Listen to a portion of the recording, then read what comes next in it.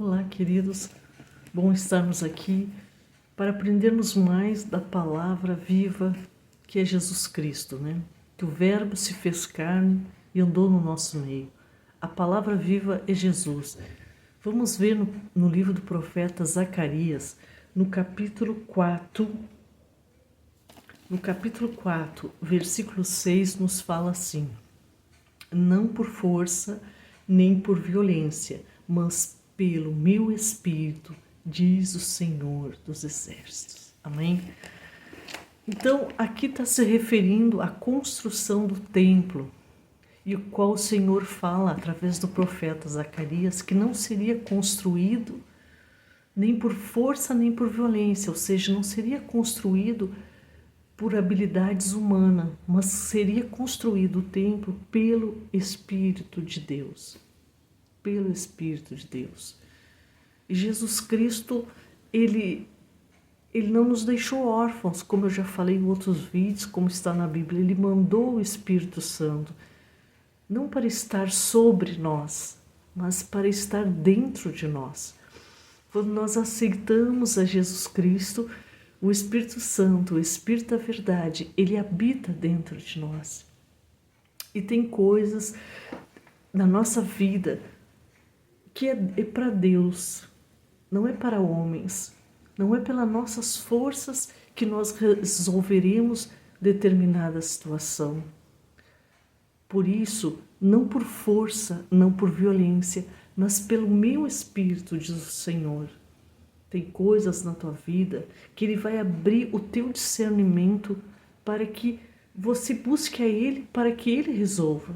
Porque você, por si só, você não vai, pela tua força, não vai resolver. A construção do templo em Jerusalém, pela força dos pedreiros, pela força dos homens, pela força, não seria resolvido. Era uma situação que não seria resolvido, mas seria resolvido pelo Espírito de Deus. E o Espírito de Deus está em todo aquele que aceita Jesus Cristo. Ele passa a andar com o Espírito de Deus. E ele vai dar discernimento para qual é a vontade de Deus na tua vida. Voltando lá no livro de Gênesis, havia Abraão e Sara.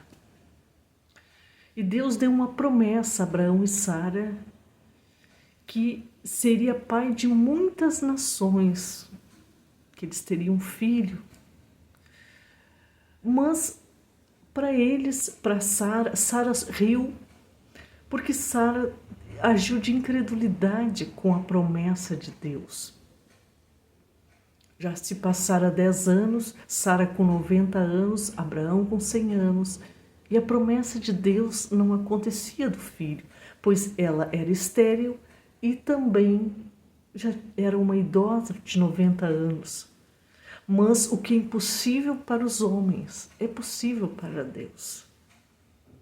Sara pegou a sua serva Agar e entregou a Abraão para Abraão ter um filho de Agar, pois acreditava, sendo assim, a promessa de Deus se realizada através de um filho de Agar. Só que a promessa era para Sara, e Sara quis antecipar a promessa que Deus tinha dado para ela, porque ela agiu de incredulidade, porque ela agiu na força dela. Ela colocou a sua serva com o seu marido para ter um filho e nasceu Ismael. E passou-se o tempo, só que Deus, Ele não é homem para que minta, nem filho do homem para que se arrependa. O que Ele prometeu a mim, o que Ele prometeu a você vai acontecer. Mas é no tempo dEle. E aconteceu que Sara, já depois de Ismael, filho da serva Agar, estar com 14 anos, nasceu Isaque, o menino da promessa de ter nações através de Abraão, através de Isaque. E através de Isaque vem a genealogia de Jesus Cristo. Então, através de Isaac, tinha a promessa de salvação para os homens. E Isaac e Sara, ela agiu pelas suas forças colocando escrava. Depois disso deu que Agar teve Ismael. Sara e Agar começaram a brigar. Sara pediu para Abraão que mandasse embora Agar e Ismael. Agar e Ismael foi para o deserto, foi embora. E eles foram rejeitados, Agar e Ismael.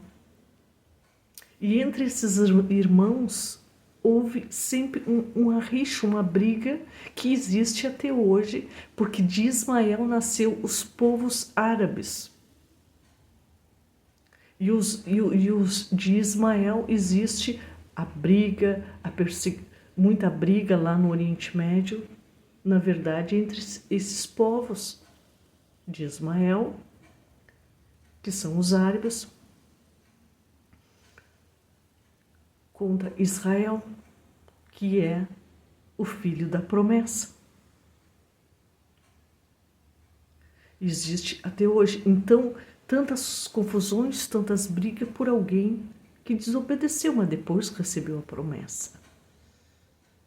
Então, o que eu quero dizer para isso, em relação a isso, é que nós devemos confiar em Deus. É tudo o que acontece é no tempo dele. E não é por força, não é por violência que as coisas acontecem, mas elas acontecem pelo Espírito de Deus que habita no meio de nós. Ele habita quando você aceita Jesus Cristo. O Espírito Santo passa a habitar dentro do teu coração. Aí você pode andar na carnalidade, ou você andará no Espírito. Se você andar no Espírito, você vai ter os frutos do Espírito Santo, que são amor, mansidão, domínio próprio, alegria. Mas se você andar na carne, os frutos da carne quais são? A carne é lascívia, prostituição, roubo, avareza e tantas outras coisas. Mas se você anda no Espírito de Deus, com o Espírito de Deus, você saberá esperar as promessas que Deus tem para a tua vida. A Bíblia é um testamento que o Pai deixou para os seus filhos. E nós somos filhos de Deus, a qual somos merecedores desse testamento mediante Jesus Cristo. Não que por nós haja justiça em nós que venhamos a merecer, mas pelo sacrifício de Jesus na cruz do Calvário. E tem promessas inefáveis, promessas grandes, que o homem não viu, o coração do homem, porque os pensamentos de Deus são muito maiores que os pensamentos dos homens. Sara agiu com incredulidade. Deus fez a promessa para ela e Abrão, mas ela quis agir com as forças dela e deu uma confusão que hoje, até os dias de hoje, existe essa questão de dois povos viverem em briga, em confusão. Abraão se tornou pai de muitas de povo muito grande. Deus quer operar na tua vida. Deus quer que as promessas que Ele fez mediante a Jesus Cristo se realizem na tua vida.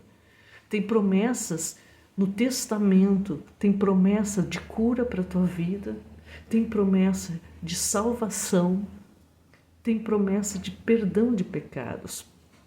Porque o Senhor fala, ninguém vem ao Pai senão por mim, porque eu sou o caminho, a verdade e a vida, Jesus Cristo. Então, Ele quer que você